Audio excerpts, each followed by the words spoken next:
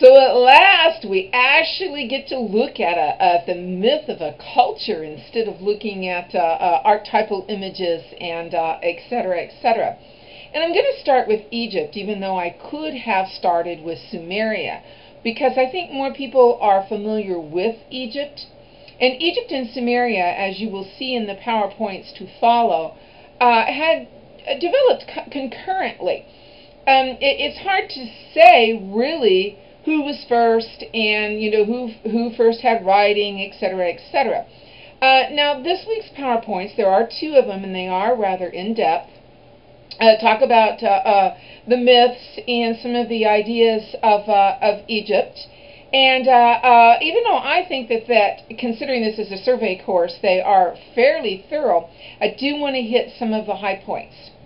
And one of the main things that I want to point out about Egypt, because we will be seeing this in other mythoi to come, is the aspect of the dying and resurrected deity. In Egypt, it is Osiris. Now, you will read the myth, and you will see that Osiris died and was brought back to life.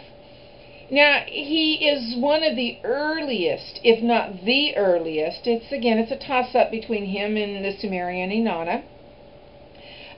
One of the earliest dying and resurrected deities. And as that, he sets forth certain archetypal similarities that will continue, but he's also different. And one of the ways that he is different is that although Osiris is resurrected, he still has to live among the dead. And you are going to see a change from this in Sumeria, and definitely in the Greeks, and of course in the Christian. And the Norse is going to be even more different. Now, although I don't discuss or go into depth other types of myth, and yeah, really this should be Western mythology instead of world mythology, and I admit that. This myth is prevalent throughout many other societies. Within Aztec and Mayan myth, you have deities dying and resurrecting, and along with that dying and resurrecting deity myth, you have the descent into the underworld. And you have that within Mayan myth and Aztec myth as well.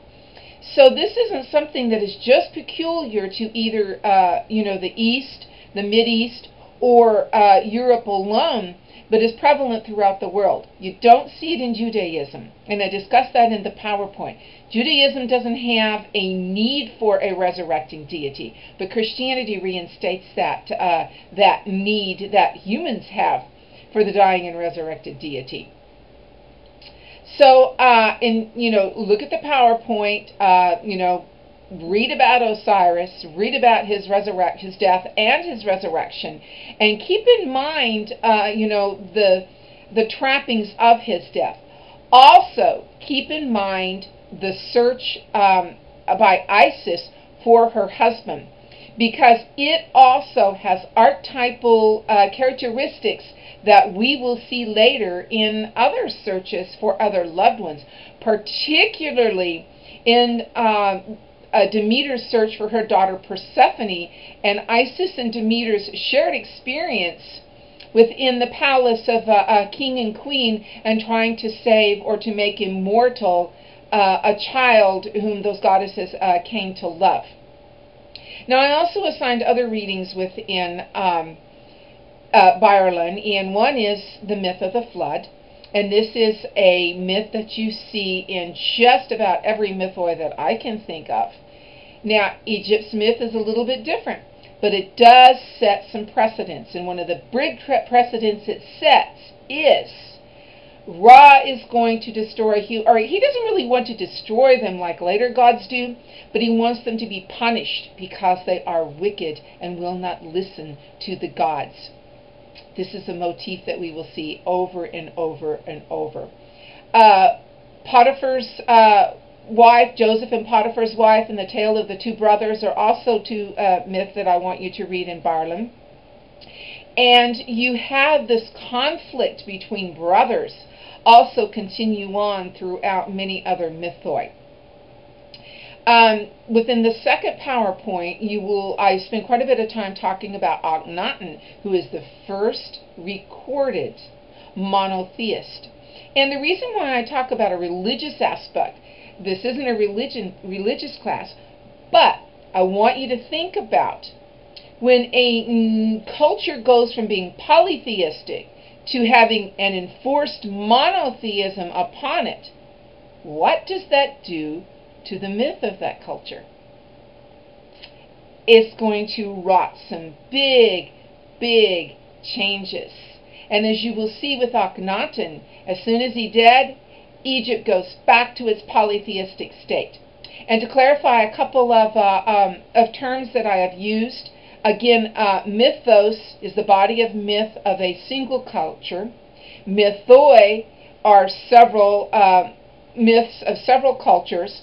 Monotheistic is a religion that worships one God, and polytheistic is a religion that worships many gods. Also, within this Egyptian PowerPoint, I will introduce the term pantheism. Pantheism is the belief that deity exists in all things, or is all things. The river is not just symbolic of the river god, but is the god. There's also a term called panentheism, which means that the spirit or the energy of God exists in all things. So look at the PowerPoints, and I hope you enjoy them. And if you have any questions, don't hesitate to ask.